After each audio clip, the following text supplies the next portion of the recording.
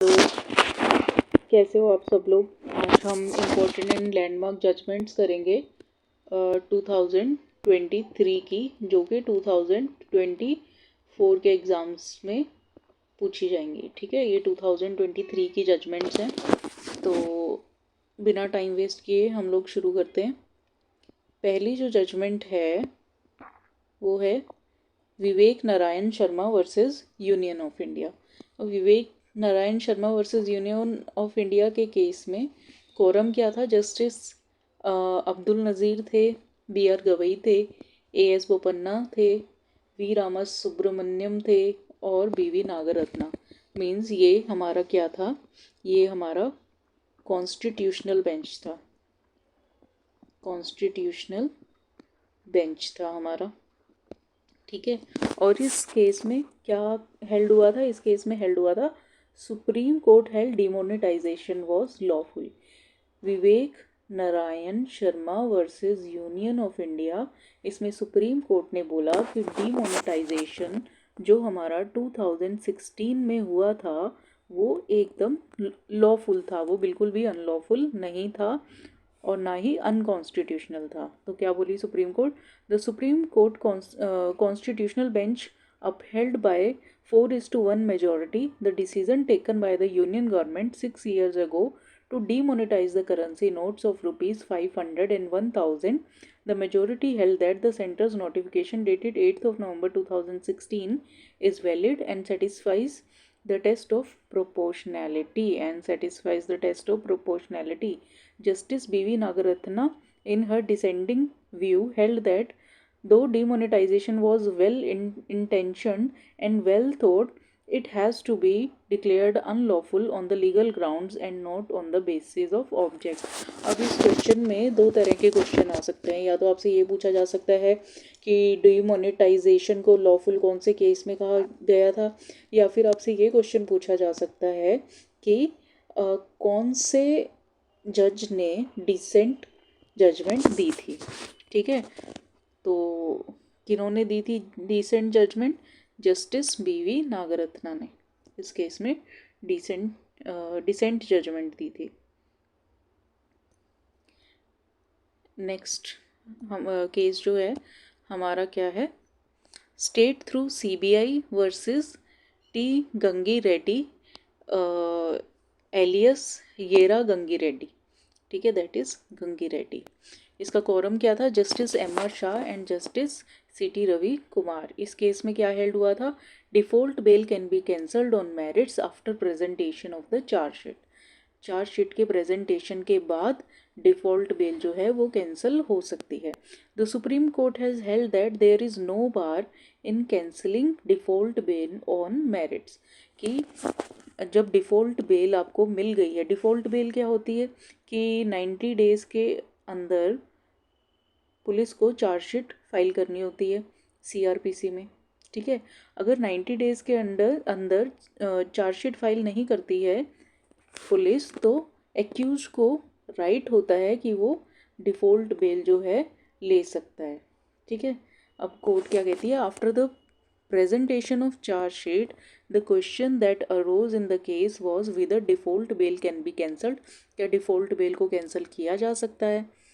तो after presenting the charge sheet when it was guaranteed for not filing it within 90 days as per the CRPC, तो court कहती है yes, default bail can be cancelled on merits। ये था हमारा second case. Next case पे हम चलते हैं। That was Saurabh Das versus union of India. इसमें कोरम क्या था? Justice M.R. Shah and C.T. Ravi Kumar. इसमें चार्जशीट नॉट पब्लिक डॉक्यूमेंट। क्या बोली कोर्ट? कि चार्जशीट जो है वो पब्लिक डॉक्यूमेंट नहीं है। कौन से केस में बोला सुप्रीम कोर्ट ने ऐसा? Saurabh Das versus union of India में। Supreme court has held that police and investigating agencies like CBI, ED cannot be directed to upload the charge sheet. That is not uphold, that is upload. Upload the charge sheet filed in cases in public platform for easy access by the general public. आप इसको general public के लिए easy access नहीं करा सकते हो। क्यों? क्योंकि ये कोई पब्लिक डॉक्यूमेंट नहीं है, कोई पब्लिक डॉक्यूमेंट नहीं है। ठीक है। नेक्स्ट केस है Kaushal Kishore versus state of UP. इसमें कोरम था हमारा कॉन्स्टिट्यूशनल बेंच था। जस्टिस अब्दुल नज़ीर थे, BR गवई थे, जस्टिस AS बोपन्ना थे, जस्टिस रामसुब्रमण्यम थे एंड BV नागरत्ना जी। और इसमें क्या हेल्ड हुआ है, additional restrictions which are not mentioned in article 19(2) can not be imposed on right to free speech. Constitution में हमारा आर्टिकल 19 है। आर्टिकल 19 क्या बोलता है, freedom to speech and expression. इसमें कुछ हमें ये दे रखा है कि हमें क्या क्या बोलने की फ्रीडम है। अगर आर्टिकल 19 में कुछ ऐसी फ्रीडम है जो नहीं दी गई है, या फिर कोई ऐसी रिस्ट्रिक्शन है जो नहीं दी गई है हमको रिस्ट्रिक्शन, तो उसको इम्पोज हम पर नहीं किया जा सकता। ठीक है। सुप्रीम कोर्ट ने क्या कहा, the Supreme court held that the additional restriction which is not part of article 19 which are not part of article 19 cannot be imposed on the exercise of right to free speech। हमारे right to free speech के exercise के ऊपर impose नहीं की जा सकती under article 19 clause 1 clause A of ministers on ministers, MPs, MLAs. It was held that the ground mentioned in article 19(2) of restricting free speech are exhaustive। ये जो हमारी 19(2) में restrictions दी गई हैं ये exhaustive nature की हैं। The court by 4:1 majority added that statement made by the minister, even if traceable of any affair of state or protecting the government, cannot be attributed vicariously to the government, even applying the principle of collective responsibility। in her dissenting opinion, इसमें dissenting opinion किसने दिया था, justice BV Nagarathna ने dissenting opinion दिया था। agreed that the greater restriction cannot be imposed on free speech in addition to grounds under article 19(2). however, she observed that in case a minister makes a disparaging statement in his official capacity, then such statement cannot be vicariously attributed to the government।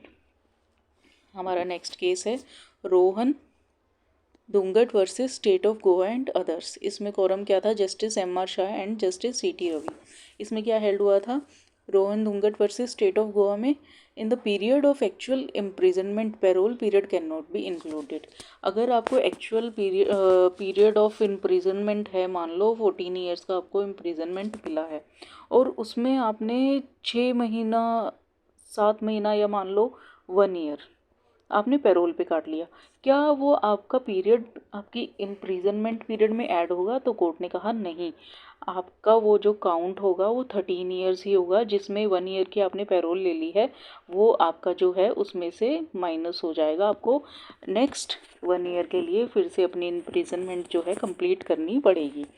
The Supreme Court held that the parole period has to be excluded from the period of sentence under Goa Prison Rule 2006 while considering 14 years of imprisonment of premature release. The bench held that if the parole period is included as a part of sentence, then any prisoner who is influential enough to may get parole several times। सीधी सी बात है, जो लोग influential होते हैं वो तो बार बार फिर payroll लेके बाहर जाएंगे, और जितनी बार बाहर जाएंगे उनका पीरियड काउंट नहीं होगा। तो ये तो इन्फ्लुएंशियल लोगों के लिए बेनिफिट हो जाएगा। और कानून क्या कहता है, कानून कहता है कि हम सबके लिए बराबर हैं। नेक्स्ट क्वेश्चन नेक्स्ट जजमेंट क्या है हमारी, Naim Ahmad versus state of NCT of Delhi. इसमें हमारा कोरम क्या था, justice Ajay Rastogi and justice Bala M Trivedi. इसमें क्या हेल्ड हुआ था, testimonies of witnesses can not be recorded in English translation alone. कि मान लो विटनेसेस की टेस्टिमनीज ली जा रही हैं, मान लो हमने सेक्शन 61 CRPC में कुछ स्टेटमेंट्स नोट डाउन की हैं, उनका सिर्फ और सिर्फ आप इंग्लिश में ट्रांसलेशन नहीं करोगे, कोर्ट ने ऐसा कहा है। The Supreme court has disproved of the practice of trial जजेस recording the disposition of a witness, disposition of a witness only in English language from a translated by a judge when the witness testify is in different language. The evidence of witness has to be recorded in the language of the court or in the language of the witness as may be practicable, and then get it translated in the language of the court for forming part of the record. Next क्या है हमारी, in re-policy strategy for grant of bail SMWC criminal number 4 of 2021. इसमें क्या held हुआ, supreme court issues direction to avoid delay in release of prisoners after getting bail. जिन लोगों को bell मिल चुकी है उन लोगों का जो रिलीज़ करना है, जेल से जिन लोगों को रिलीज़ किया जाएगा आफ्टर गेटिंग बेल, उनकी जो बेल है, उनका जो रिलीज़ है, जो बेल मिली है उनको, वो डिले नहीं होना चाहिए. ठीक है, उनका वो डिले नहीं होना चाहिए रिलीज़. नेक्स्ट है common cause versus union of India. Common cause versus union of India आप लोग पहले भी पढ़ चुके हो. ये लिविंग विल का केस है, पैसिव यूथनेशिया का. आप सबने 2018 में पहले भी ये केस पढ़ा हुआ है. अब उसकी गाइडलाइंस जो दी गई थी 2018 में common cause versus union of India में, सुप्रीम कोर्ट ने अभी एक मिसलेनियस पिटीशन में उनको सिंप्लीफाइड कर दिया है. Supreme court has modified the direction relating to advance medical directives और living will issued in 2018. Judgment that has recognised the right to die with dignity as an inextricable facet of the right to live with dignity under Article 21 of the Constitution, and had accordingly upheld the validity of the passive euthanasia. क्या upheld किया है supreme Court ने? Passive euthanasia की जो judgement दी थी 2018 में, उसको upheld किया है और उसकी गाइडलाइंस को सिंप्लीफाई किया है. नेक्स्ट केस है हमारा Anoop Barnwal versus union of India. इस केस में क्या डायरेक्ट किया है सुप्रीम कोर्ट ने? Supreme court has directed appointment of election commissioner on advice of committee comprising prime minister, leader of opposition and chief justice of India. आपसे ये question पूछ लिया जाएगा कि कौन से केस में सुप्रीम कोर्ट ने ये हेल्ड किया है कि इलेक्शन कमिश्नर्स की जो अपॉइंटमेंट है वो prime minister, leader of opposition and chief justice करेंगे. तो वो Anoop Barnwal versus union of India के केस में करेंगे. नेक्स्ट है हमारा the secretary minister of consumer affairs versus doctor Mahendra Bashar Limaye and others. इस केस में क्या है, the Supreme court has held that the person having bachelor's degree and having a professional experience in consumer affair for at least 10 years and in law and public affair administration etc. should be treated as qualified for appointment of president and member of state consumer commissions and district forums. किस case में कहा गया है sir? Secretary minister of consumer affair versus doctor Mahendra Bashar Limaye and others. Next case है हमारा Rajendra Kumar Srinivas versus state of MP and others. इसमें क्या held हुआ है? ओनली 10% सीट्स ऑफ डिस्ट्रिक्ट जज can be filled through competitive exams. कि डिस्ट्रिक्ट जजेस होते हैं, ठीक है, उनकी जो सीट्स हैं कॉम्पिटिटिव एग्ज़ाम से सिर्फ 10% ही फिलअप की जा सकती हैं. इसके बाद जो है उसके बाद जो है वो प्रमोशनल पोस्ट हो जाती हैं. जो लोग, जिनकी प्रमोशन होती है फिर वो आगे डिस्ट्रिक्ट जजेस बनते हैं. तो डायरेक्ट रिक्रूटमेंट के थ्रू सिर्फ 10% ही आप कर सकते हो appointment. Supreme Court directed the High Court of Madhya Pradesh to comply with the directions of the Supreme Court in All India Judges Association and Others versus Union of India and Others in 2010 case. ये 10% जो है कब लागू किया गया था? ये 2010 में लागू किया था. किस केस में? ऑल इंडिया जजेस association and others versus union of India के केस में. तो सुप्रीम कोर्ट ने अभी हाल ही में मध्य प्रदेश हाई कोर्ट को ये कहा है कि आप 2010 के इस केस की डायरेक्शंस को फॉलो करो. नेक्स्ट केस है हमारा महदूम बावा वर्सेस सीबीआई. इसमें क्या है? Practice of trial court to remand accused the moment they appear in the court is questionable. जैसे ही एक्यूज्ड आता है कोर्ट में, तो उसी वक्त ट्रायल कोर्ट क्या करती है, रिमांड पे भेज देती है। तो ये ऐसा कहीं कानून में नहीं लिखा हुआ है कि जैसे ही कोई एक्यूज्ड है अपीयर होगा आप उसी वक्त उसको रिमांड पे ले लेंगे, ठीक है।